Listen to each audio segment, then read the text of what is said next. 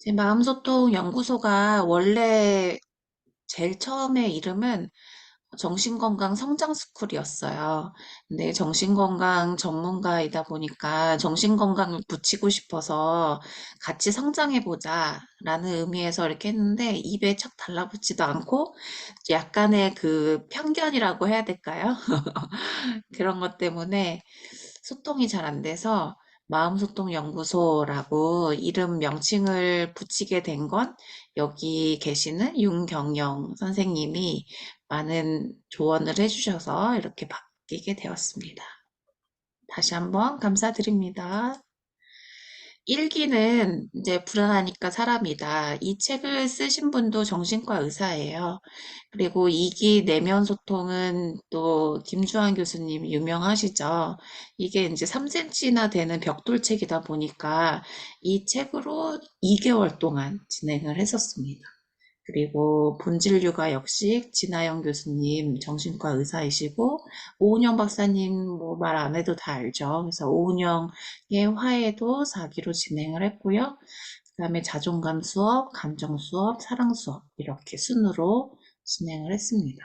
그래서 전반적으로 정신과 의사 선생님들이 쓴 책을 위주로 많이 했었고, 그다음에 심리상담 관련 서적도 이렇게 진행을 하고 있습니다. 이거는 이제 뉴페이퍼 책방인데요. 정신건강 마음 책방이라고 저만의 서점이에요. 그래서 회복 탄력성에 대한 책 주제로 정신건강의 힘, 자존감 향상을 위한 것과 대인관계 회복을 위한 일상의 여정에서 우리가 다룰 만한 것, 이런 것을 이렇게 두 개의 책으로 2개월 전에 냈습니다. 그리고 이제 모닝 페이지 지금 쓰시는 분도 계시는데 이렇게 모닝 페이지를 쓰면서 저만의 느낌을 다른 사람들과 내용을 완전히 공유할 순 없지만 그래도 요약한 걸 가지고 서로 소통하는 그런 시간을 지속적으로 가져왔습니다. 그리고 이제 공투맘의 북랜드 그 대표님과 같이 또 네이밍을 해봤어요. 지부장과 떠나는 나에게로의 마음여행. 지나마로 하시면 어떻겠냐고. 그래서 지나마로 이제 조만간 또 소개할 일이 생길 것 같습니다. 이제 마음 모닝 제가 이렇게 굿모닝 외치잖아요. 그런데 마음 모닝이라고 먼저 어, 말씀을 해주신 분도 공투맘님입니다. 네, 그렇게 해서 이름을 짓게 된 거고요. 저 혼자 하늘 명상을 지속적으로 해왔었어요. 그런데 하늘 명상을 하면서 제가 소통했던 오픈 채팅방에서 소통했던 것 중에 하나를 이렇게 가져온 건데요. 이렇게 나만이 알고 있는 그런 멘트들도 같이 공유하면 더 재밌고 즐거울 것 같아요. 이거는 이제 건강 코칭 챌린지라고 해서 다 제가 만든 건강 식단이에요. 이런 것들로 내 몸이 좋아하는 음식으로 이렇게 챌린지도 할 수 있다. 그리고 이거는 하나의 이제 표현 예술로 하는 건데 마음 모닝 이렇게 글 쓰는 것뿐만이 아니라 집에서 가지고 있는 그런 식재료를 가지고도 할 수 있고 주변에서 볼 수 있는 이런 재료들을 가지고 종이 이런 접시에다가 지금 현재 내가 느끼고 있는 그런 감정들을 간단하게 표현해 보는 것도 챌린지로 서로 공유해 보는 것도 좋을 것 같다라는 의미에서 소개를 해 봅니다. 그리고 이제 제가 정신건강 상담 전문가이기도 하지만 교류 분석 전문가이기도 해요. 그리고 지부장이어서 이렇게 프로파일 분석사라는 자격을 취득할 수 있도록 제가 자격 과정을 운영하고 있습니다. 그래서 관련 자격증은 이렇게 있어요. 지금 현재 순천향대 근무하고 있어서 충남 아산의 순천향대 지부를 운영하고 있는 지부장이고요. 이게 이제 보건복지부에서 자격을 받은 메인이에요. 정신건강 전문요원. 그리고 이제 한국교류분석 상담학회에서 발급되어지는 상담 영역, 교육 영역, 그리고 조직 영역. 그리고 저의 또 하나의 메인은 중독 분야거든요. 그래서 중독 전문가와 중독 전문 사회복지사로 중독 분야에서 공부를 하고 이제 이런 자격을 취득하기 위해서는 공개 사례 발표라는 걸 해야 돼요. 근데 공개 사례 발표할 때 슈퍼비전을 제가 주고 있습니다. 자, 이제 여러분들 소개를 할 차례예요. 제가 구글 폼에다가 여러분들이 변화했으면 좋겠다. 이렇게 작성을 해주셨는데, 오늘 처음 오신 조은주 선생님이 장문의 글을 또 남겨주셨어요.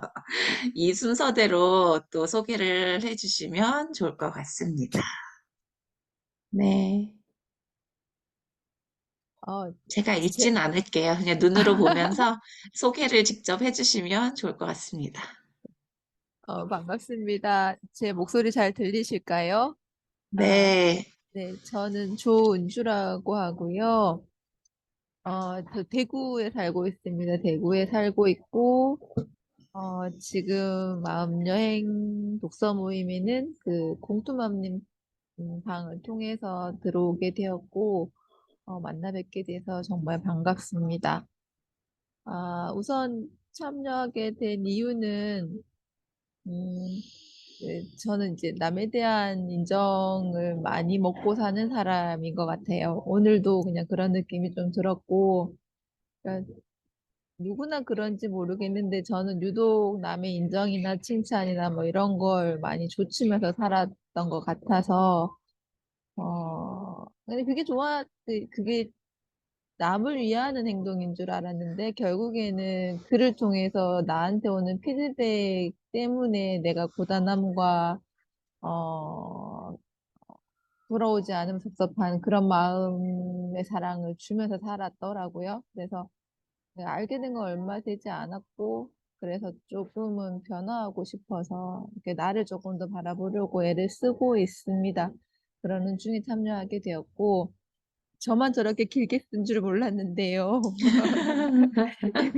구구절절히 썼던 거 읽어보시면 아시겠지만, 저는 그러게 엄마한테 그렇게 짜증을 내요. 그게 제일 편하고 저를 받아줄 사람이어서 그러는지 남들한테는 그렇죠. 한없이 칭찬하고 친절하고 그런데 엄마한테는 결국에는 투덜거리고 짜증내고 그냥 짜증나고 생짜증을 내거든요. 그래서 어, 그런 제 모습이 왜 그런지에 대해서도 알고 싶기도 하고 그런 계기로 참여하게 됐습니다. 열심히 따라가 보겠습니다. 3월 조금 바쁜데요. 네, 좋은 시간 되었으면 좋겠습니다. 이상입니다. 네, 잘 오셨습니다. 이런 변화는 사실상 충분히 지금 현재 바로 변화가 될 수 있는 부분이기도 하거든요. 네, here and now, 지금 현재 내가 느끼고 있는 거, 내 소개를 하면서 내가 변화되었으면 좋겠다라고 지금 선포하신 거잖아요. 그런 부분들이 어떻게 보면은 이제 교류 분석 상담에서는 재결단이라는 게 있어요. 재결정 치료라는 것이. 그래서 리디시즌을 하게 되면 결국에는 내가 원하던 그 마음 상태가 변화하고자 하는 내 마음 상태가 똑같이 이루어지고 내가 원하는 바대로 변화됐다라고 네, 문장 정리를 할 수 있는 거예요. 그래서 변화 주제를 어떻게 설정하느냐에 따라서 그 변화가 나한테 적용이 됐느냐 안 됐느냐라고 또 확인도 가능합니다. 네. 되게 쉬워 보이죠? 그런데 내가 원하는 변화가 정말 간절한지, 정말 이게 현실에서 변화 가능한 것을 구체적으로 또 확인이 가능한지, 이런 것도 음, 같이 매치시키면 훨씬 더, 아, 내가 변화된 게 맞구나, 확인까지도 가능하실 것 같아요. 네. 마음 정리, 이건 누가 써주셨을까요?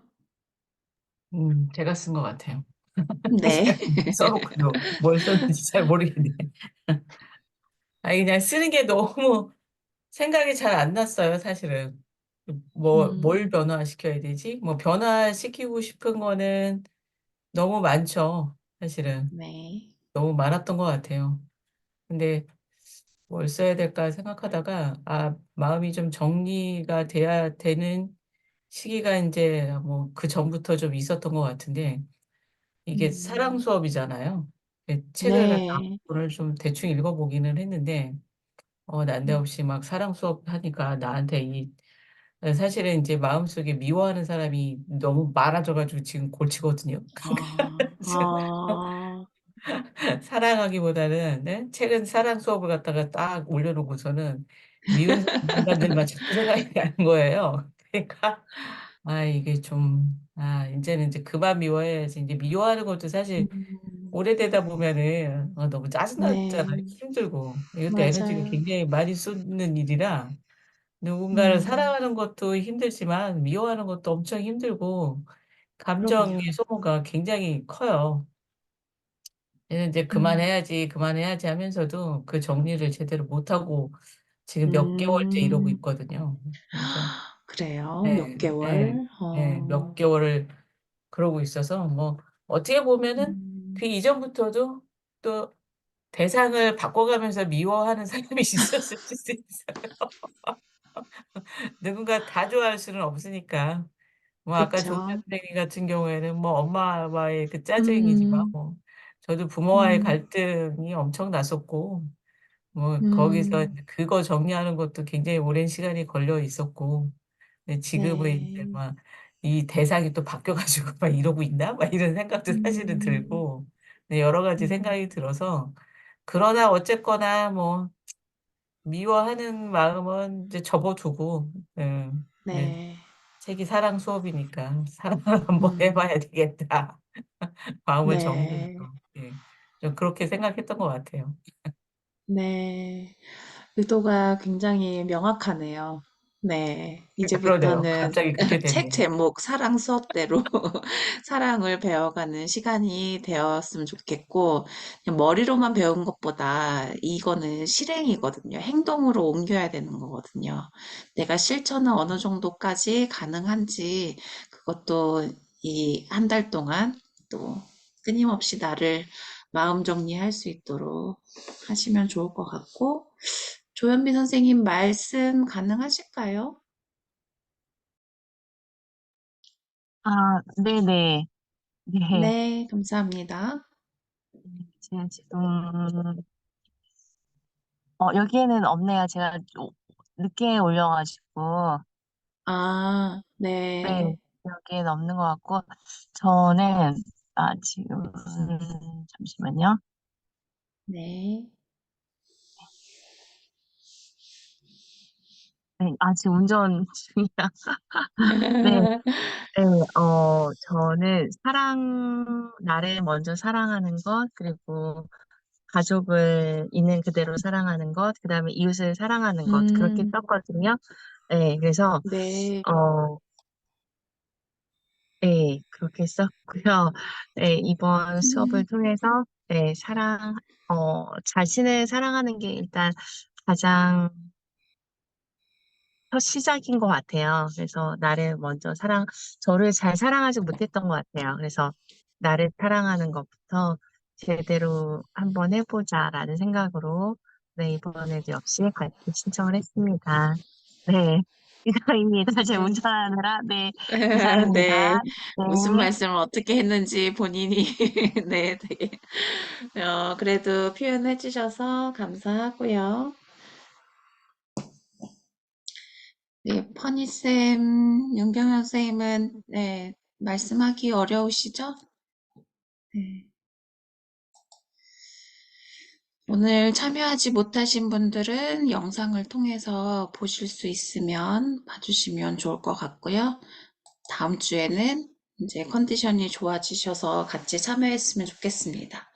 이 저자가 같기 때문에 어떤 연속성 상에서 이 사랑 수업을 책으로 펼쳐냈는지, 그리고 1월 달에 진행했던 자존감 수업의 이제 핵심만 파트별로 나눠서 이제 설명을 잠깐 드려보려고 합니다. 프롤로그에서는 문제는 자존감이다 라는 타이틀로 자존감이라는 게 자아 존중감, 이 셀프 이스팀을 얘기하는 거거든요. 그래서 나 자신을 어떻게 평가하느냐, 얼마나 나를 사랑하고 만족하고 있느냐, 거기에 대한 지표가 바로 자존감이에요. 이 자존감을 회복하는 그런 과정들이 바로 내가 행복해지는 과정이다 라고 생각하시면 돼요. 그래서 내가 행복해지려면 자존감을 어떻게 회복을 해야 행복해지는 걸까? 이것에 대해서 프롤로그에서 펼쳐주고 있습니다. 그렇다면 자존감은 왜 중요하다고 얘기하나? 이것은 이제 조은주 선생님이 엄마만 만나면 이렇게 계속 트러블이 생기고 다른 사람들한테는 그렇게 친절한데 엄마한테는 왜 계속 퉁명스럽게 얘기를 하게 되나?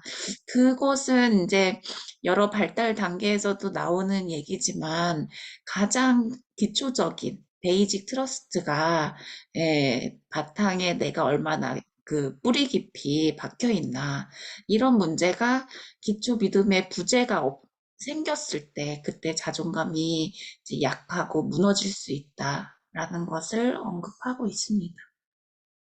그래서 아는 만큼 더 사랑할 수 있다. 오늘 사랑 수업에서도 이 얘기가 나와요. 아는 만큼 더 사랑할 수 있다. 이것을 이제 이해라는 단어를 사용을 해서 이 사랑 수업에서는 소개를 해주고 있는데 이해를 하려면 상대에 대해서 얼마만큼 그 이해하는 것이 공감이 먼저 선행이 되어야 되고 또 그 사람이 원하는 것이 무엇인지도 파악이 돼야 되는 거잖아요. 내가 원하는 것을 해주기보다는 상대가 원하는 것을 파악할 수 있어야지 이해가 되는 거거든요. 그래서 아는 만큼 더 사랑할 수 있다. 이 세상의 모든 사랑은 관심에서 시작된다. 이 자존감 수업에서 이렇게 소개해 준 것이 여기에서 파생이 돼서 사랑 수업까지 연결이 된 것 같습니다. 두 번째 파트에서는 사랑 패턴을 보면 자존감이 보인다. 그러니까 지금 here and now 제가 제일 좋아하는 단어거든요. 그래서 지금 여기에서 나를 사랑하는 길 이것을 기준으로 삼아야 된다라는 것을 소개해주고 있어요. 왜냐하면 내 인생을 살아가는 주체가 바로 나 자신이잖아요. 그러니까 내 인생을 챙기는 내가 나를 가장 소중하게 여길 줄 아는 사람이 자존감도 또 사랑도 같이 파악할 수 있고 어떻게 해야 사랑할 수 있는지를 금방 깨달을 수 있는 거예요. 그래서 어떻게 하면 내 마음에 들까? 이걸 먼저 생각할 수 있는 것 중에 하나가 나를 위한 선물을 고르는 거래요. 다른 사람들한테는 선물이나 대접하는 거나 이렇게 주는 것을 굉장히 좋아하지만 나 자신한테 주는 거, 나를 위한 선물을 고르는 거, 이런 것은 어떻게 보면 값싼 거. 제일, 예, 시덥잖은 그런 선물을 나를 위한 거라고 이렇게 고를 때 보면 어떠세요? 초라하죠. 내가 이까지밖에 안 되나? 이렇게 또 생각할 수 있을 것 같아요. 그래서 가장 중요한 건 얼마만큼 나한테 초점을 맞춰서 내가 원하는 것을 나 스스로가 얼마만큼 충족시켜 주고 있느냐. 그것을 이제 파트 2에서 나오는 거고요. 파트 3에서는 자존감이 인간관계를 좌우한다. 내가 과연 인정받을 수 있을까? 이렇게 고민하는 그런 에너지를 일으킨다고 하잖아요. 최재희 선생님이 소개해 주면서 사랑하는 것도 힘든데 미워하는 건 더 많은 에너지가 들어간다. 이 말씀을 해주신 게 이게 정말 내가 어떻게 해야 인정받고 사랑받을 수 있을까? 이런 생각 자체, 고민 자체가 에너지가 심히 많이 들어간다는 얘기예요. 근데 그 정해진 한도의 에너지를 넘어가면요, 사람은 불안을 하거나 아니면 부담감으로 작용한다라고 소개를 해주고 있어요. 어떻게 보면 항상성이라는 단어를 아시죠? 항상 일정하게 유지해야 되는 그 에너지를 벗어나거나 아니면 그 에너지에 도달하지 못하고 저조하다라고 하면 뭔가 나 스스로도 만족감이 느껴질 때까지 뭔가를 하려고 하거든요. 그게 어떻게 보면은 지속적으로 여기에서 말하는 에너지, 또 관심, 인정, 이런 거는 이제 스트로크라는 단어를 사용을 해서 얼마만큼 인정받을 수 있는지 이런 것도 같이 네, 생각해 볼 수 있는 부분이기도 해요. 그래서 가장 중요한 건 타인의 평가에 집중하는 것이 아니라 나 자신 스스로가 나한테 얼마만큼 평가를 해주느냐에 따라서 자존감이 달라지고 그 자존감에 따라서 인간관계가 좌우된다라는 겁니다. 그렇다면 자존감을 방해하는 감정들이 무엇인가? 아, 저 사람은 어떻게 하면은 나를 좀 긍정적으로 생각해 줄까? 나라는 사람을 어떻게 하면 좀 좋아할 수 있을까? 내가 어떻게 하면 매력적으로 보이는 사람으로 비춰질까? 이렇게 내 중심이 아니라 타인이 어떻게 하면 나를 생각할까? 이러한 여러 가지 생각들이 그 감정에서 또 나오기도 하는 거거든요. 그런데 그 감정이 여기 뇌에 이 수업을 할 때는 뇌 그림을 보여주면서 설명을 해드리기도 했었는데 어떻게 보면은 사람만이 할 수 있는 이성적인 뇌의 부분이 전두엽에서 일어나요. 그런데 이제 변형계라고 하는 거는 감정을 느낄 수 있는 중간 뇌였거든요. 근데 이 도파민이 본능적으로 느끼는 그런 감정 중에서 생각하는 것보다 생존적인, 본능적인 이런 뇌에는 사람이 감정이 격양이 되면 이런 스위치 자체가 이성에서는 오프가 돼요. 꺼져요. 그러니까 지금 생각할 수 있는 겨를이 전혀 없다라는 거죠. 지금 내가 느끼는 감정이 답이라고 생각하고 감정에 꽂히는 거예요. 그러다 보니까 나도 모르게 액팅아웃을 하게 됩니다. 이 액팅아웃이라는 거는 제가 정신과에서 수련을 받았을 때 환자들이 액팅아웃을 하면요. 그 광경을 목격한 다른 환자들이 더 동요를 하게 되거든요.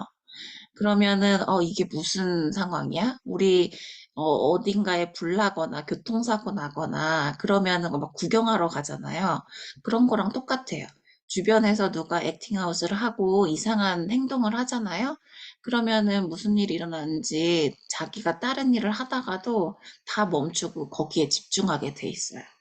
그러니까 우리 뇌에서도 이런 감정들이 일어났다라고 감지를 하게 되면요.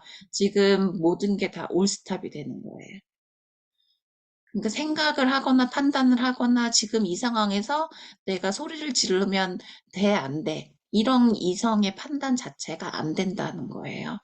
그래서 자존감을 방해한다라는 그런 감정들 중에 하나가 엄마만 보면 퉁명스럽게 이렇게 말하는 이유가 이 변형계에서 느끼는 감정이 뇌에서는 이성적인 뇌의 역할을 할 수 있는 그런 기능 자체를 아예 꺼버리는 거예요.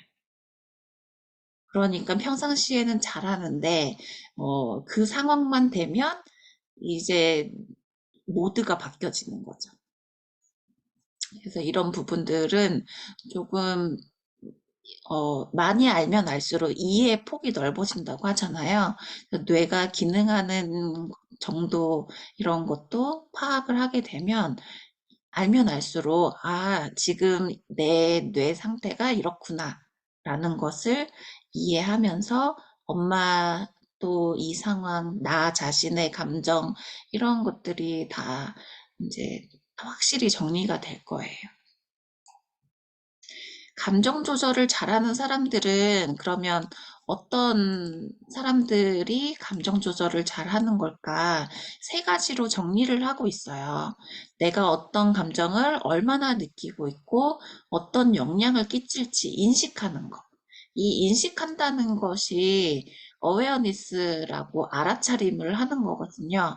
이제 내가 기쁠 때 상대방도 같이 기뻐해주고, 슬플 때 상대방이 같이 슬퍼해주고, 화가 나면 같이 이렇게 격양돼서 같이 화도 내줄 줄 아는 이런 공감이 되는 그런 부분들이 내 감정이 지금 현재 상황에서 주변 사람들한테도 어떻게 영향을 끼칠지를 내가 먼저 알아야 된다는 거예요. 그리고 감정이 격해져 있을 때 함부로 행동하지 않는다는 거. 아무것도 하지 않는 것. 이러한 것들도 지금 현재 상태에서는 이거는 이제 타임아웃이랑 또 비슷한 것 같아요.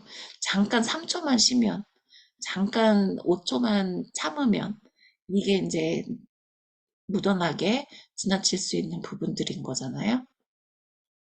그리고 감정의 파도가 지나가고 난 후에 행동한다는 거예요. 지금 내가 뭔가 표현을 하면 나한테도 마이너스고 상대한테도 이제 분명히 상처가 될 거란 말이에요. 그렇기 때문에 감정의 파도가 지나가고 나면 행동하는 것. 그리고 이제 파트 5에서는 평상시 나도 모르게 이제 익숙하게 내가 했던 그런 행동들이 끊임없이 나오게 되거든요. 이게 무의식적으로도 그렇긴 하지만 이제 습관이라는 것이 나도 모르게 자연스럽게 나오는 거잖아요. 그런 마음 습관 중에 하나가 바로 무기력이라고 네, 표현을 해주고 있습니다.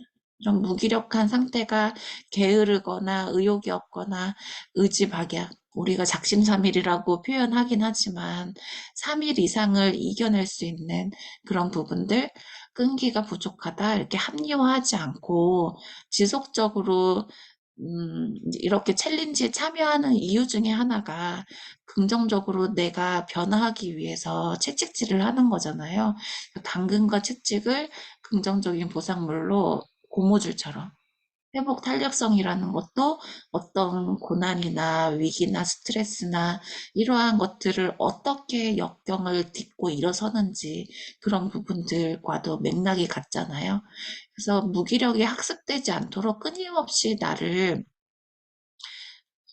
자존감 회복할 수 있도록 마음을 다잡는 거예요.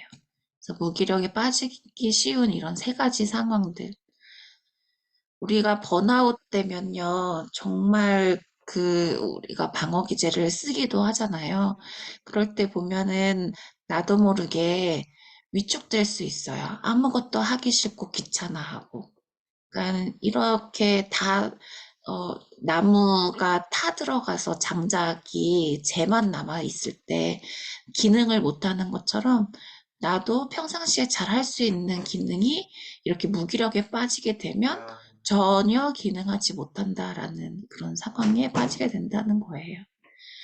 근데 누구나가 다 자연스러운 감정 중에 하나가 불안이거든요.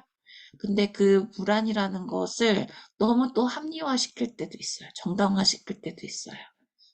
이런 것에 어떻게 보면은 다 자존감 회복을 할 수 있는 장애물이기도 합니다.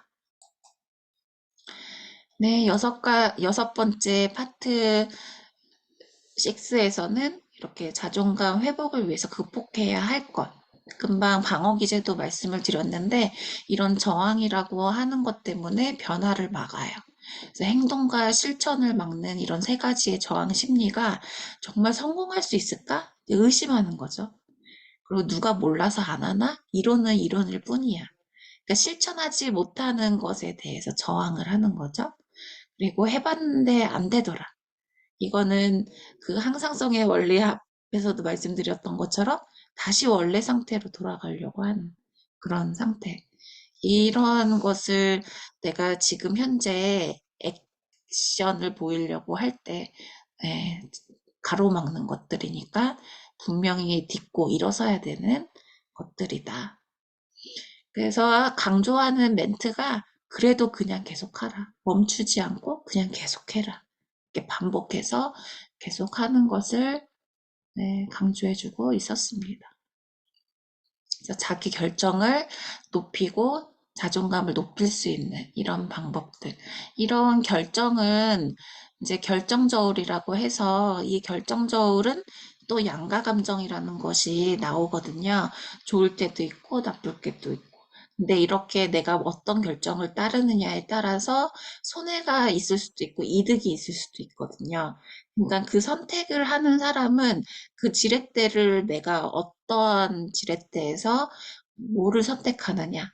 그 선택권자는 바로 나 자신이거든요. 그래서 내가 무엇을 선택할지는 그때 그 상황에서 바로바로 빠르게 결정을 해야 되는 건데 그 선택에 따른 것이 바로 자존감을 높일 수 있는 결정법. 이것만 생각을 하셔도 크게 후회하지는 않을 것 같아요. 드디어 사랑 수업입니다. 이 사랑 수업은 매주 화요일 날 이렇게 저녁 9시에 진행을 하고 있고요. 자존감 수업 때도 회복 탄력성 그리고 자아 존중감에 대한 척도 이런 선별 검사를 해드렸어요. 그래서 사랑 수업을 통해서는 어떤 검사를 여러분들한테 제공하면 좋을지 이것도 제 책 읽으면서 아니면 여러분들이 혹시 원하는 궁금한 거 이런 거 있으면 제가 적용해서 검사해 줄 수 있는 항목이 있으면 또 검사해 드리도록 하겠습니다. 사랑 수업 목차는요, 총 7챕터로 나눠져 있습니다. 앞에서 말씀드렸던 것처럼 1, 2주차는 각각의 챕터에 대해서 네, 소개를 하겠고, 이제 3주차, 4주차 나머지 반반씩, 예, 분량은 거의 비슷비슷해요. 그래서 2장 챕터 2 나는 어떤 애착 유형인가 이 부분에 대한 분량이 굉장히 많거든요.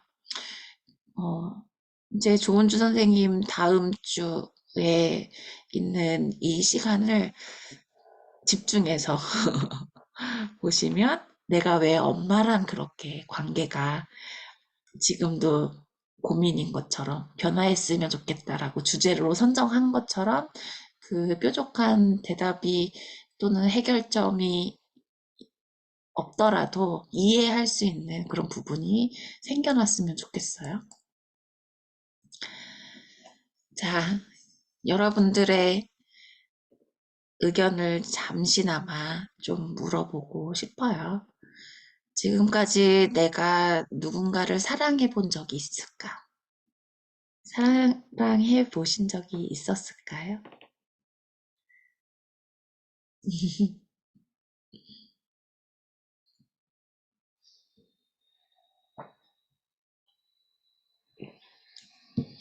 음, 제가 조은주 선생님은 잘 몰라서 혹시 결혼하셨을까요? 네, 했습니다. 자녀가, 음, 자녀는 없습니다. 음, 네. 그럼 결혼을 했다는 얘기는 콩깍지가 씌웠든 그렇지 않든 배우자가 사랑의 대상이었을 수도 있겠네요. 네, 방금 선생님 말씀하시니 내가 했던 사랑은 사랑이 아니었을 수 있나 싶어서 선뜻 사랑해봤습니다라는 말이 안 나오더라고요. 그래서 아, 연애를 통한 그 느꼈던 떨림들은 다 사랑이 아니었을까요? 어, 신랑을 확신이 사랑, 없으시군요. 네, 그러네요. 네. 그, 아, 그렇다면 결혼하신 지가 얼마나 되셨어요? 저 좀 늦게 해서요. 결혼한 지 이제 5년 됐습니다. 꽤 그리고 됐는데. 애기는 잘 안 되네요. 그게 마음처럼 안 돼서 이제는 포기를 하고 내려놓고 있습니다. 아직도 뭐 몇 달 남은 시간도 약간 고민하고 있긴 한데 어쨌든 내려놓고 이제는 음, 둘이서 더 의지하면서 지내보려고요. 네. 네. 둘이 더 의지하려면 이제 상대에 대해서 충분히 더 많은 이해가 필요할 것 같아요. 그러면 어떻게 이해를 해야 둘의 관계가 더 끈끈해질 수 있을까? 이런 부분에 대해서도 초점을 맞춰서 이번 한 달을 지내시면 좋을 것 같다는 말씀을 드려봅니다. 정말 나는 누군가를 진정으로, 진심으로 사랑을 해본 적이 있었을까? 거기에 대한 질문의 답을 스스로한테 한번, 네, 해주시면 좋을 것 같습니다. 사람들이 많은 고민이 있다고 이렇게 진료실로 찾아온 환자들이 많았어요. 그렇다면 이 윤홍규 원장님이 살펴본 그 환자분들의 전반적인 것들을 이제 이 책에 기록을 한 거잖아요. 그렇다면 모든 사람이 이런 고민들을 누군가한테 털어놨을 때 그 고민의 주제 핵심은 뭐였을까? 결국 사랑이라는 거였어요. 누군가는 마음이 힘들 때 사랑 문제가 분명히 연관되어 있는데 이 사랑이라는 것을 찾지 못하고 겉만 겉도는 그런 적이 많다라는 거예요. 근데 공통점은 바로 애정결핍이라는 것도 찾아봤습니다. 그런데 이제 내가 충분히 사랑받지 못했다라고 누군가로부터 듣기 전까지는 아, 내가 애정결핍자 있는지도 스스로는 잘 모르고 갈 때가 많아요. 그러니까 자각하지 못하는 그런 상태로 계속 관계에 집착을 하다 보니까 이런 문제가 더 커지게 된 거죠. 어떻게 보면 이제 시기장애 가진 사람의 내면에도 어릴 적 충족되지 못한 그런 애정 욕구라든지 사랑의 상실에서 오는 공허함이 강하게 자리 잡아서 이렇게 음식에 집착을 하게 되고, 네, 이제 중독이라는 속성도 그렇잖아요. 이 중독의 속성이라는 거는 계속 진행되는 질병 중에 하나이기도 해요. 근데 진행이 되는 걸 본인이 인지했으면 거기서 스탑했을 텐데 그렇지 못하니까 계속 만성화가 되는 거잖아요. 그러한 것과 마찬가지로 네, 내가 어렸을 때 충분하게 사랑을 받아온 사람은 문제가 없지만 그렇지 못한 사람의 경우에는 계속 허기짐을 어떻게든 채우려고 하거든요. 그렇다 보니까 이렇게 사랑이라는 것 자체가 공통점이 애정결핍이다 라는 마침표까지 찾게 된 과정들이 있었던 것 같아요. 그런데 이제 교류 분석 상담에서는 인생 태도라는 것이 있어요. 인생 태도는 내가 I'm okay, 스스로 내가 긍정적이다 라고 생각할 때와 I'm not okay, 내가 나 자신을 부정적으로 생각할 때, 그럴 때 상대는 항상 오케이인가? 상대도 not okay로 바라보고 있는가? 그런 부분들이 결국은 생각할 수밖에 없거든요. 그러면은 결국에는 더 외로움만 찾아오게 되고 절망감이 찾아오게 되거든요. 사랑도 마찬가지예요. 내가 더 이상 사랑스럽지 않은 존재가 되었다라고 생각이 드는 순간 이 세상을 살아갈 마음이 있을까요? 박탈감에서 출발한다라는 것도 네, 소개를 해주고 있습니다. 되게 잔인하죠. 그리고 이제 조금 더 우울증과 같이 흔한 장애 중에 하나가 공황장애예요. 이 공황장애는 패닉 디스오더 이런 공포스러운 그런 상황들이 사람들마다 조금씩 다 달라져요. 뭐 폐쇄공포증 있고 광장공포증 있고 고소공포증 있고 공포라는 단어가 굉장히 많은데 이런 공황장애를 겪는 환자들도 어떻게 보면은 그 사랑과 관련된 불안에 깔려 있다라는 거예요. 얼마만큼 내가 인정받고 있나, 사랑받고 있나, 그걸 확인하고 싶어 하고 있거든요. 그래서 인생 고민은 사랑에서 출발한다. 내가 얼마나 사랑받고 있나, 그렇지 못하나, 이걸 확인하고 싶어서 그렇다라는 겁니다. 자, 그래서 여기서 중요한 거는요, 포기도 자만도 금물이라는 거예요. 사랑받고 싶은 욕구, 이거는 다 본능이잖아요. 굉장히 자연스러운 일입니다. 누구나 다 가지고 있는 감정이에요. 그런데 어렸을 땐 부모의 사랑과 인정을 얻고 싶어서 죽도록 공부하고 성장해서 결혼한 사람은 또 배우자나 자녀의 존중, 관심을 받고 싶어 하는 그 마음이 또 대신하기도 하고. 그러니까 내 마음이 진심으로 어디에 속해 있는지. 왜냐하면 중심에 내가 나 스스로의 그 사랑 받을 만한 자격이 있다. 라고 느끼고 있다면 누군가로부터 채워지지 않아도 허기지지 않거든요. 왜냐하면 자기 충족감이 있으니까요. 그런데 이제 그게 충족되지 않으니까 외부로부터 공급받으려고 하는 부분들이 있는 거죠. 근데 여기에서 또 소개해주는 게 80대 노인의 사랑도 이제 소개를 해주고 있어요. 제가 어느 날 운전하면서 라디오를 잘 듣는데요. 러브 FM 이수경의 아침에 들으시는 분도 계실 수도 있을 것 같아요. 그 러브 FM에서 이수경이 소개해주는 그 코너에서는 96세가 된 할머니의 사연이 소개가 됐어요. 그런데 이제 104세의 연하의 남자를 만났다는 거죠. 그동안 한평생 같이 살았던 남편은 96세에 먼저 하늘나라로 갔고 이제 혼자 지내면서 새로운 남자를 만난 거예요. 그러니까 100세가 넘어도 사랑이라는 감정이 계속 생긴다라는 거죠. 왜냐하면 본능이니까.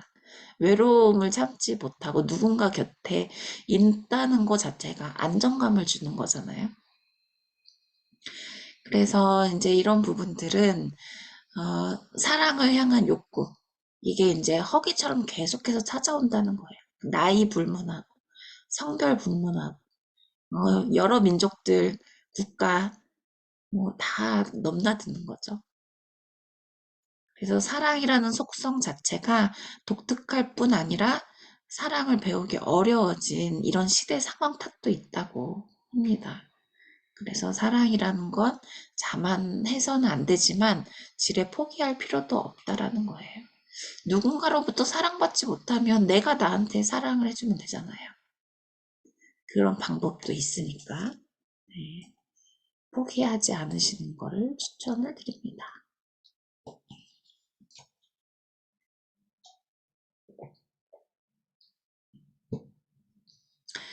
그렇다면 왜 사랑이 어렵다고 사람들이 얘기를 할까요? 여러분 뭐라고 생각하세요? 가장 쉬운 게 학생들한테 이제 어른들이 물어보면 아니면 1등을 하거나 서울대를 수석으로 합격한 학생한테 공부하는 비법이 뭐였어요? 이렇게 물어보면 너무 당연한 대답을 할 때가 많잖아요. 수업 시간에 집중했어요. 공부가 제일 쉬웠어요. 뭐 이런 등등의. 이 사랑도 마찬가지예요. 사랑도 어떻게 보면은 되게 어렵다고 하는 사람이 있지만 사랑이 뭐가 어려워? 그냥 있는 그대로 받아주면 되는 거 아니야? 네. 너무 쉬운 말로 대답할 수도 있는 거죠. 그런데 이제 사랑이라는 속성을 표현을 하면서 안 좋게 표현하면 밀당, 좋게 표현하면 적당한 거리. 이게 관계의 핵심이래요. 나 혼자 살아간다고 하면 밀당할 필요가 없잖아요. 네, 나를 제외한 배우자를 포함한 가족들, 그리고 이제 타인들, 직장, 학교, 어디에 소속돼 있든지 간에 이 사회 안에서는 이런 관계를 무시할 수는 없잖아요. 혼자 살아가는 것이 아니기 때문에 적당한 거리, 이 바운더리 안에서의 경계가 굉장히 중요하다라는 것을 이제 얘기해 주고 있습니다. 여기서 세 가지로 구분해서 속성을 표현해 주고 있는데 하나가 양가 감정이고 그 다음이 이중성 또 양방향성. 일방통행을 해서는 사랑하고 있다라는 걸 확인할 수가 없기 때문에 이런 서로가 주고받는 이런 양방향성까지 소개를 해주고 있습니다.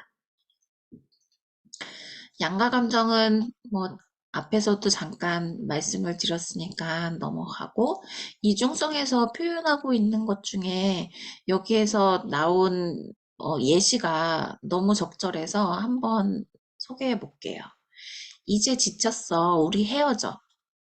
이런 연애를 하는 관계에서는 이런 멘트를 자주 할 때가 많은 것 같아요.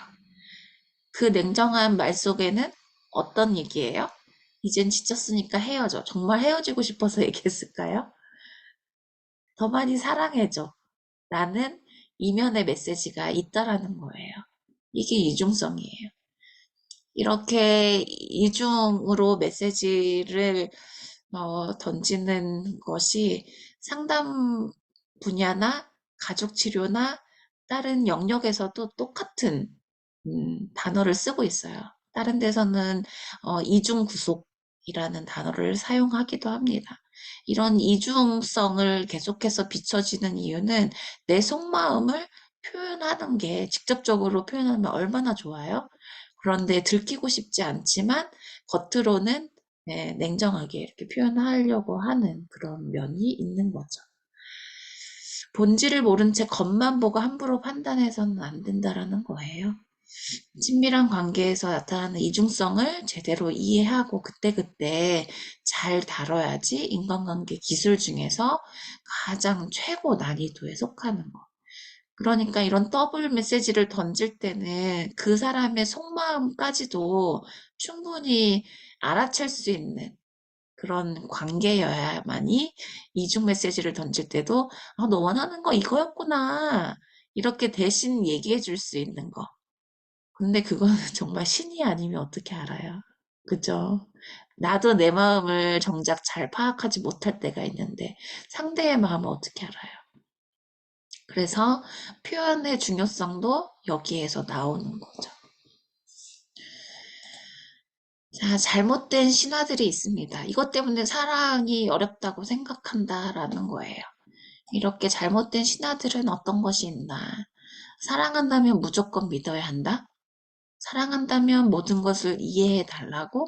사랑한다면 이심전심이어야 한다? 그러니까 앞에서 말씀을 드렸던 것처럼 표현을 할 수밖에 없어요. 표현을 해야 하는 거죠. 무조건 믿는다고 사랑하는 걸까? 여기서 나오는 것 중에 저도 공감이 됐던 부분이, 너는 알아서 잘하니까 너무 믿어줬다가 그 믿음으로 더 많은 관심을 갖지 않게 되는, 결국 무관심으로 일관하게 된다라는 거죠. 얘가 지금 뭘 하고 있는지 들여다봐야 되는데, 알아서 잘하니까, 내버려둬도 돼. 방치죠. 무관심인 거죠. 네. 근데 우리 자녀들한테 부모로서 이것도 어떻게 보면 하나의 에, 장애물 중에 하나이지 않을까 싶어요. 왜냐하면 이 부분이 저한테도 적용됐던 부분이기 때문에 이실직고 하는 겁니다. 지금 큰애는 이제 고등학교 입학을 하는 거고 또 둘째는 중학교 입학을 했는데 3살 터울이잖아요. 근데 그 3살 터울이 어떻게 보면은 나이 차가 많을 수도 있는 거고 어떻게 보면 또 적을 수도 있는 건데 무조건 형이 동생을 챙겨야 된다? 그러니까 너는 형이니까 알아서 잘 해왔으니까. 근데 형 입장에서는 동생 나이에 나도 다 혼자서 했던 건데 너도 혼자서 하라고 그렇게 얘기할 때가 많잖아요. 이렇게 일관하는 것이 너는 잘하니까 여기는 어른스러우니까 뭐 이렇게 표현을 했지만 어떤 표현이든지 간에 적용을 시켜볼 수 있을 것 같아요. 음. 너 사랑한다면 모든 것을 이해해 달라고? 이런 신화에 해당되는 것들 뭐가 있을까? 사랑한다면 상대가 힘들어하는 그런 문제들이 분명히 있는데도 이것을 그냥 눈 감아주고 덮어달라고 하는 거는 결국에는 나는 바뀌지 않겠다라는 거잖아요. 나부터 변해야지 타인도 변화가 되는 거고, 타인도 변화가 됐을 때 관계가 변화가 되는 건데, 그런 관계 면에서에 있어서 사랑이라는 것은 어떻게 보면 또 별개의 것으로 생각할 수 있는 거니까, 이거는 잘못된 신화 중에 하나다. 라는 겁니다. 자, 건강한 사랑을 위해서 이제 여러분들은 배우고 연습하면 됩니다. 라는 이 타이틀에서 사랑은 감정과 마음을 다루는 일이에요. 근데 감정은 다루는 요령도 필요하지만 마음을 전하는 스킬도 필요해요. 그래서 우리가 커뮤니케이션, 의사소통을 할 때 여러 가지 기술들을 배우잖아요. 그런 기술을 배우는 게 적재적소에서 어떤 기술을 사용할 때 이게 잘 적용이 되는 것인지를 알고 표현을 하고 사용을 해야 되는 거니까 이런 훈련들을 충분히 해야 되는 것이 이렇게 사랑에도 적용을 해야 사랑할 수 있다라는 겁니다.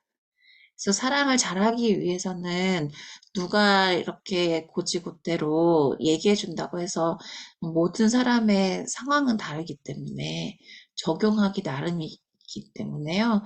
감을 잡아 나가는 시간이 필요하다는 거예요.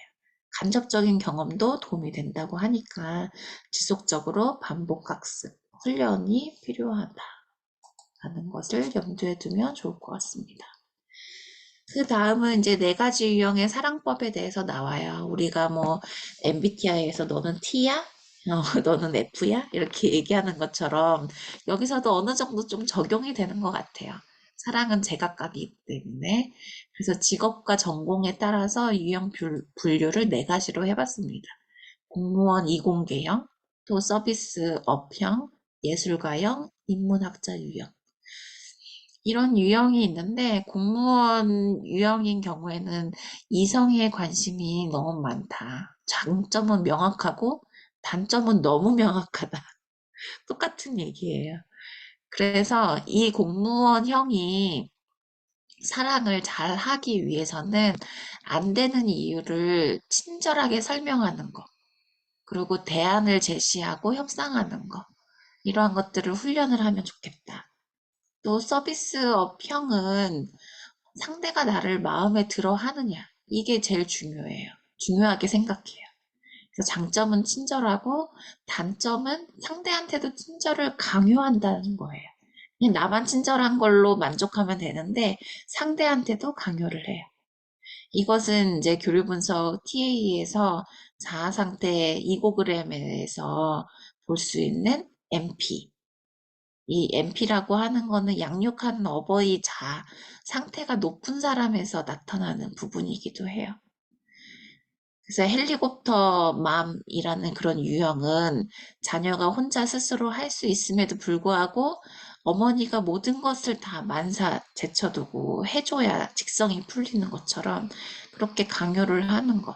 이게 서비스 어필, 남의 감정, 자신의 만족감에 집중을 하기 때문에 결국은 이 사랑을 잘 하려면 주체적인 삶을 추구해야 되고요. 스트레스 관리하는 자기만의 방식을 찾아야 된다는 거예요. 초점은 타인이 아니라 나한테, 내가 주체적인 삶을 사는 나 자신한테 맞춰야 된다는 겁니다.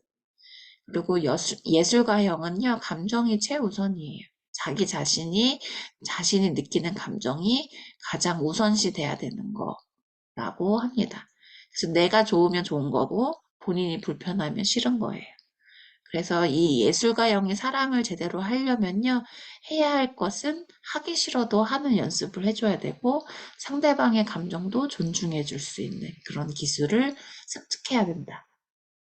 그 다음에 인문학자 유형은 남의 이성과 논리에 관심이 많아요. 그래서 속된 말로는 먹물형이래요.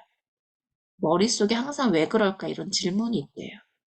그런데 이렇게 문제는 왜라는 질문을 관계, 이런 대인관계 면에서도 적용을 하기 때문에 상대가 느낄 때 어때요? 비난받는다고 느낄 수밖에 없는 거죠.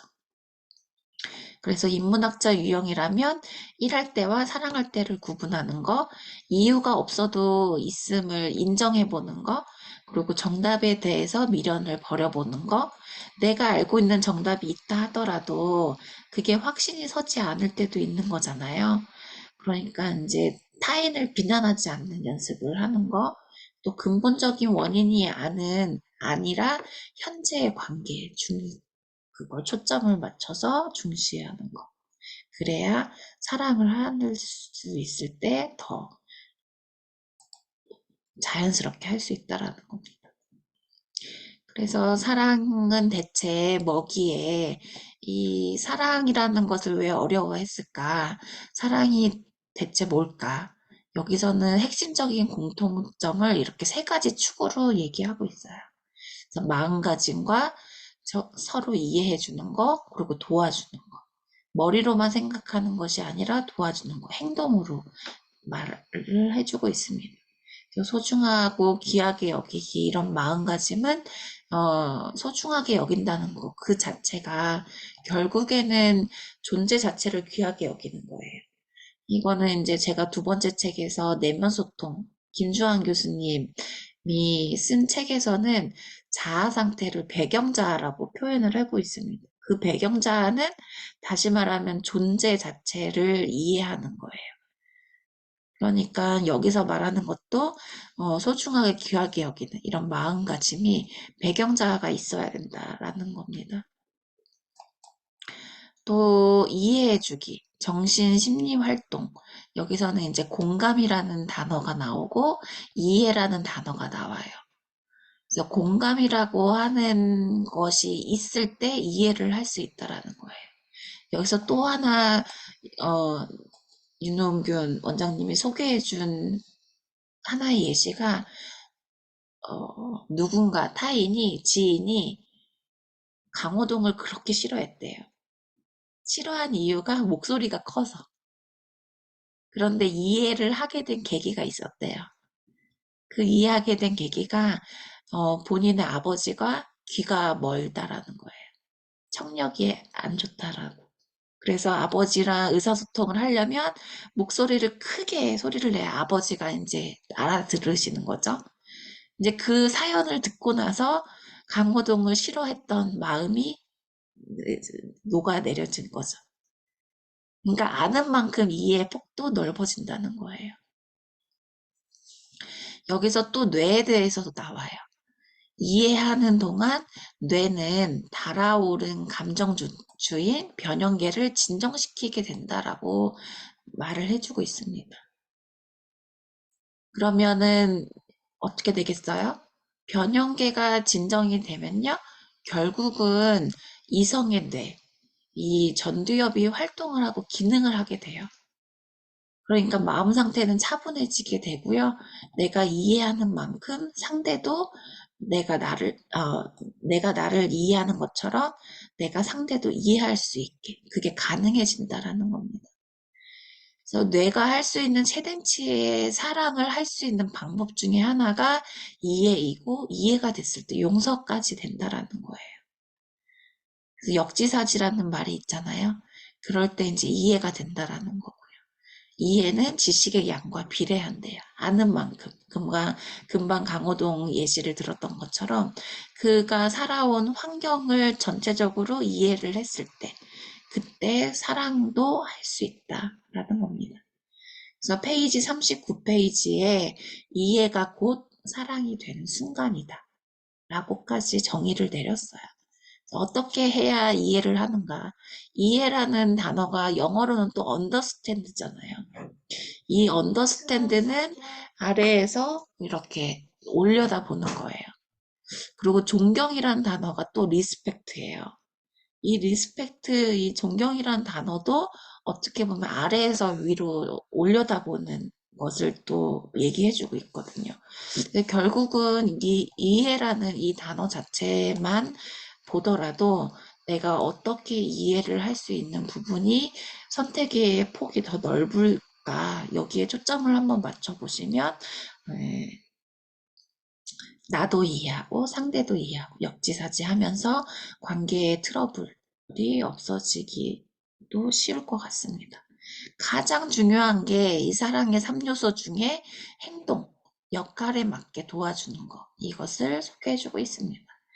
도와주는 것 자체는 앞에서 반복과 훈련이 필요하다고 한 것처럼 꾸준히 연습을 해야 상대 입장에 공감하고 배려가 가능하다는 겁니다. 네, 5번, 6번 주제도 소주제가 있지만 이거는 간략하게 소개해주고 있어서 이걸 다 읽지 않아도 좋을 것 같아요. 그래서 요즘 사랑의 트렌드는 사랑도 시대에 따라서 변한다는 겁니다. 그래서 감정의 시대인 지금은 공감이 밥보다 더 중요하다라고 해요. 그래서 할머니들이 사랑 표현 중에 하나가 너 밥 먹었니? 배고프니? 이게 본인이 어렸을 때 보릿고개 이런 걸 넘어섰으니까 굵고 자랄 때가 많았잖아요. 그러니까 관심의 표현이 밥 먹었니? 이거였던 거예요. 그런데 지금은 감정의 시대가 공감이 더 중요하다라는 겁니다. 그래서 연애와 결혼을 기피하는 이 시대에 대해서도 어떻게 보면 결혼이 더 매력적이지 않은 이런 시각의 변화. 이 시대에 맞춰서 또 사랑도 변화하게 된다라는 것. 1인 가구가 점점 더 많아지기도 하는 이유이기도 하고요. 앞에서 말씀드렸던 것처럼 외로움을 호소하는 사람이 그만큼 늘어나고 있다. 사랑을 나누는 존재와의 일상적 관계가 굉장히 소중하다. 그러니까 혼자 살아갈 게 아니면 가족 내에서도 서로 소통하는 게 굉장히 중요하잖아요. 그럴 때 어떻게 해야 소통할 수 있나? 여기서 소개하진 않았지만 사랑의 5가지 언어라는 책이 있어요. 사랑의 5가지 언어가 하나는 어, 여러분들도 이미 읽어보신 분도 계실 수 있을 것 같아요. 그 하나가 스킨십이에요. 자연스럽게 접촉하는 거. 그게 이제 사랑의 언어 중에 1순위. 이걸 이제 자녀하고 또는 배우자하고 한번 맞춰보는 것도 좋을 것 같아요. 그리고 인정하는 말이 있고, 봉사라는 것이 있고, 선물이라는 것도 있고, 함께 있는 시간도 이제 사랑이라고 느꼈을 때 하나의 언어의 표현으로 보기도 합니다. 그러니까 사랑이 필요한 이유는 내가 어떻게 하면 나로서 누군가로부터 사랑을 받고 있는지 이런 걸 확인하고 싶어 하는 것들이니까요.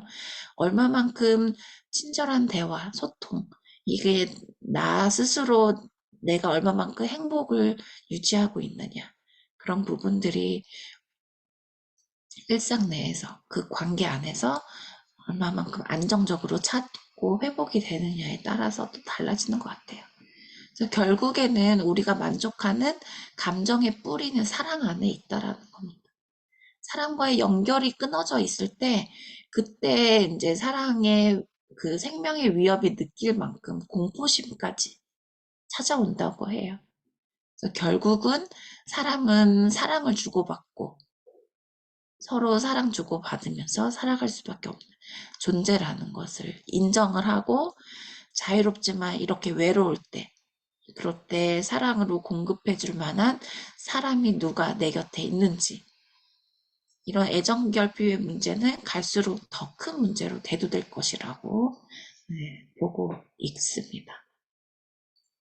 그래서 사랑의 효력은 더 늦기 전에 이 사람은 내 편으로 내 옆에 오래오래 두게 해주고 싶을 때 그런 사람이 생기잖아요.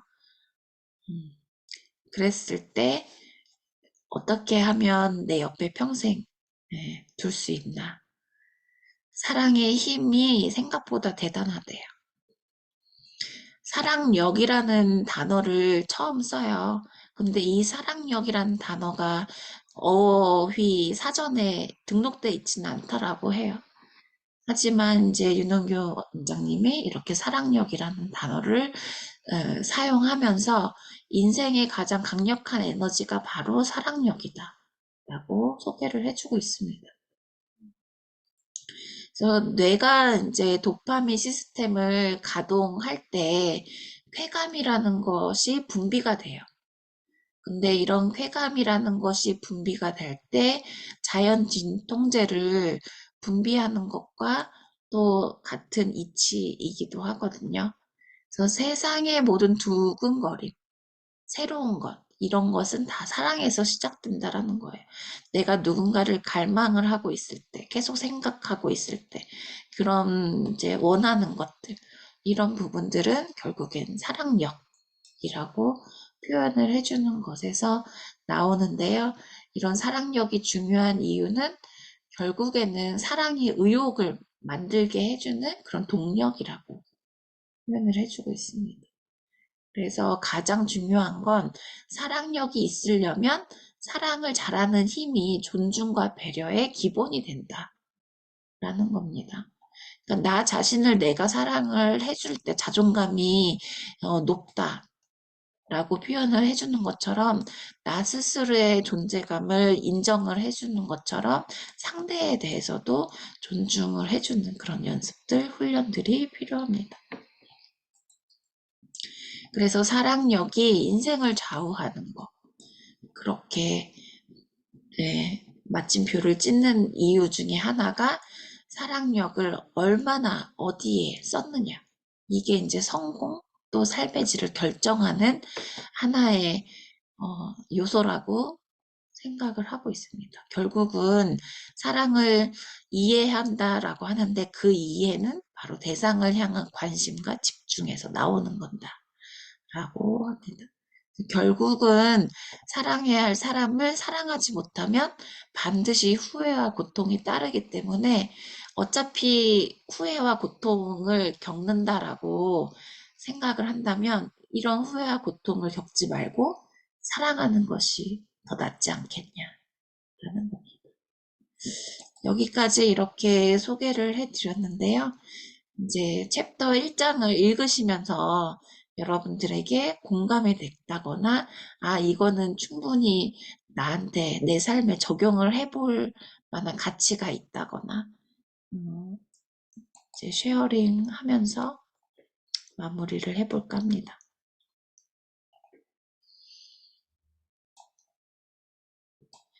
처음 참여해본 소감을 말씀해 주셔도 되고요. 지금까지 너무 저만 얘기했네요. 같이 소통을 하면서 마무리하면 좋을 것 같습니다. 자, 이제 챕터가 끝나서 마무리에 팁이라는 장이 있어요.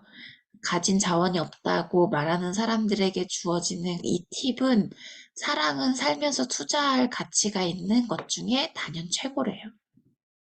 그래서 사랑은 배운 대로 하다 보면 된다. 포기하지 말고 사랑에 투자해봐라. 라는 얘기입니다. 자, 공유 중지하겠습니다. 네. 오늘 이 시간 어떠셨는지, 또 챕터 1장을 읽으시면서 나누고자 하는 부분이 있다면 나눠주시고, 네, 10분 이내로 마치도록 하겠습니다.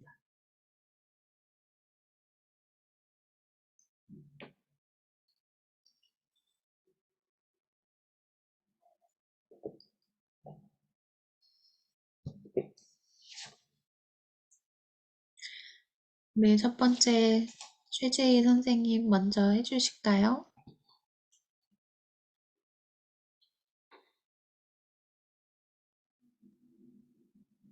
아, 뭐 구구절절 다 옳은 말씀이시고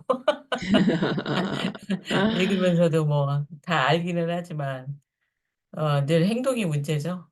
음, 맞아요. 네, 그래서 세 가지 요소 중에 가장 중요하다라고 또 네, 강조를 했죠. 그렇죠. 늘 행동이 문제인 거고 그 행동을 내가 하기보다 상대가 해주길 바라는 게 더 문제죠, 사실은. 그럼요. 그렇죠. 그러니까 나는 항상 그렇게 한 것 같아. 근데 상대는 안 한 것 같아. 그러니까 마음의 그 만족감이 좀 덜하지 않나. 또 그런 생각도 들고 그 행동에는 나 자신한테 하는 행동이 더 많이 들어가야 되지 않을까. 타인은 보다. 저는 또 이제 MP 그럼요. 성향이잖아요. 그러다 보니 어 뭐 이제 좋은 것도 내 가족이나 뭐 인제 뭐 남편, 자식 뭐 이렇게 우선순위가 되지만 제 우선순위는 이제 항상 밑으로 밀려나 있는 순위가 돼버리고 있잖아요. 그러니까 가끔 그런 거를 깨달을 적에 한꺼번에 쓰기도 합니다만. 근데 그런 행동들 하나하나를 좀 세심하게 살펴서 제 자신한테 돌려줘야 되는 게 먼저가 아닐까라는 생각이 갑자기 들었습니다. 네, 갑자기 든 생각이 정답이에요. 나 자신한테 모든 에너지가 출발점이 나 자신이어야 된다라는 거예요. 네, 나로부터 시작된다라는 거. 음, 핵심을 잘 찾으셨네요. 음. 다음은 예, 누가 해주실까요? 조현미 선생님 준비되셨을까요? 네. 이 책이 앞에는 서론 부분이라 뭔가 그냥 이론적인 거, 네, 어떤 개념으로 나와서 아직 뭔가 이거를 실천해야 되겠다. 그러니까 사랑이 정말 사랑력이고 사랑할 수 있는 능력이고 자존감도 여기서 나온다는 걸 이제 알고 있는데 이걸 어떻게 사랑력을 키울 것인가 이제 앞으로가 기대가 되고요. 음, 저는 그 기독교인으로서 너 자신을 사랑하는 것처럼 이웃을 사랑하라. 이제 그 말이 나오잖아요. 네, 큰 계명 중에 하나가.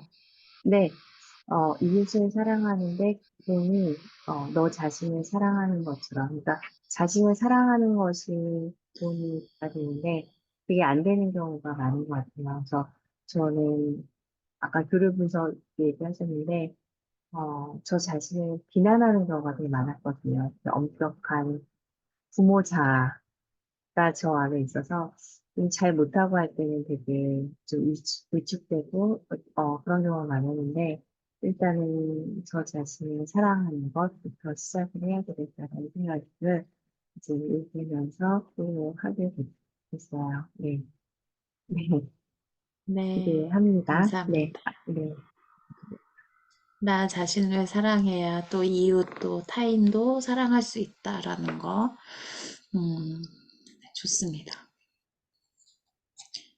혹시 조은주 선생님은 소감 아니면 지금 수업을 통해서 내가 실천해보고 싶은 그런 부분들이 있다라고 여겨지는 거 말씀해 주시면 되겠습니다. 어, 전 신랑과 좀 다른 성향을 가지고 있거든요. 그러니까 지금 그 누구보다 사랑을 주고 또 사랑을 받아야 우리가 행복하겠다 생각하는 사람은 신랑이고, 근데 이제 둘이 너무 다르죠. 성향도 다르고.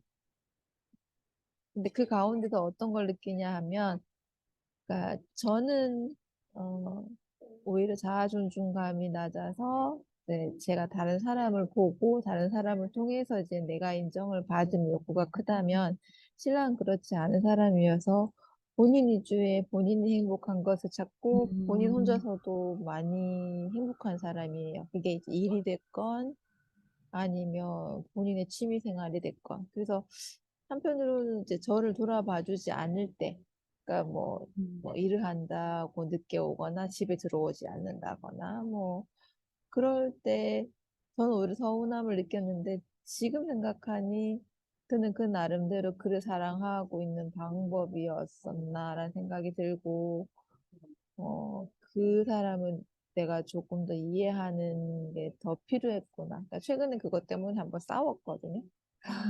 제가 너무 네. 마음에 힘이 드니까, 그러니까 저는 그 사람한테 많은 걸 봉사한다고 생각을 했는데, 그 사람이 저를 위해서 아무것도 하지 않는다라고 느꼈을 때, 제가 온갖 걸 쌓아서 뒀다가 그때만 해도 뭐 그를 이해하고 괜찮다라고 했던 감정들이 이제 제가 여유가 없으니까 그에게 서운함으로 폭탄을 던진 거죠. 어쨌든 뭐 그런 걸 보면 온전히 내가 행복한 순간이어야 그에게도 내가 사랑을 전해줄 수 있구나를 그 당시는 그 사람이 잘못해서 그렇다고 생각했는데 지금 돌아보니 저의 문제일 수도 있었겠구나라는 생각을 하게 됩니다.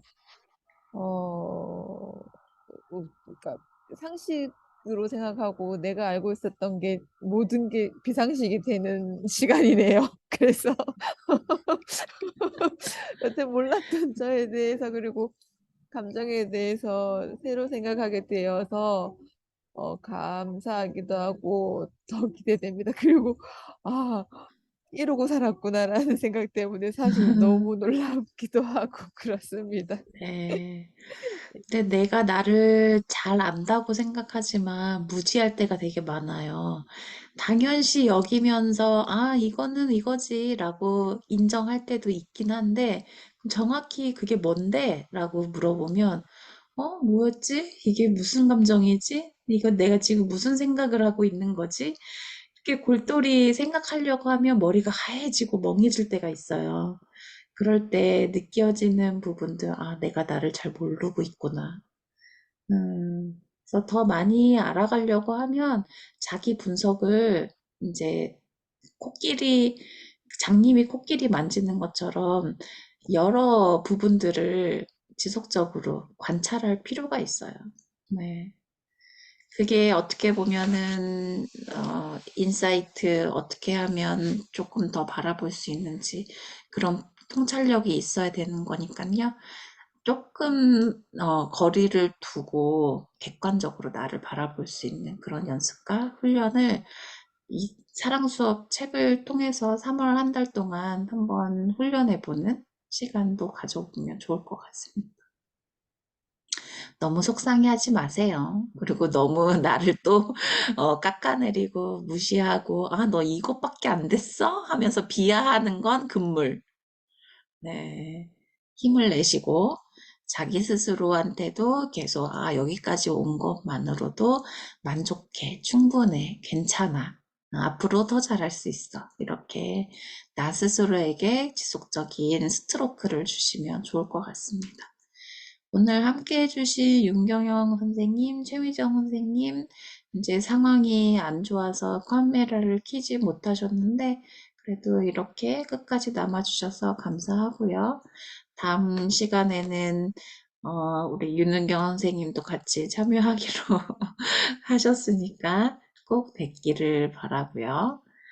오늘은 이렇게 해서 마무리할까 하는데 괜찮을까요? 네, 많이 늦어졌습니다. 네, 여기까지 하겠고요. 안녕히 주무시기 바랍니다. 네, 수고하셨습니다. 네, 수고하셨습니다. 사진은 안 감사합니다. 찍으셔도 돼요, 수고하셨습니다. 혹시? 사진 원하시면 책을 들고, 책이 없어서. 그러면 하트, 사랑이니까, 사랑 수업이니까, 사랑 하트. 네, 잠깐만요. 네, 저는 이제 하고 있습니다. 네, 캡처 하고 보입니다. 있어요. 네. 보여요?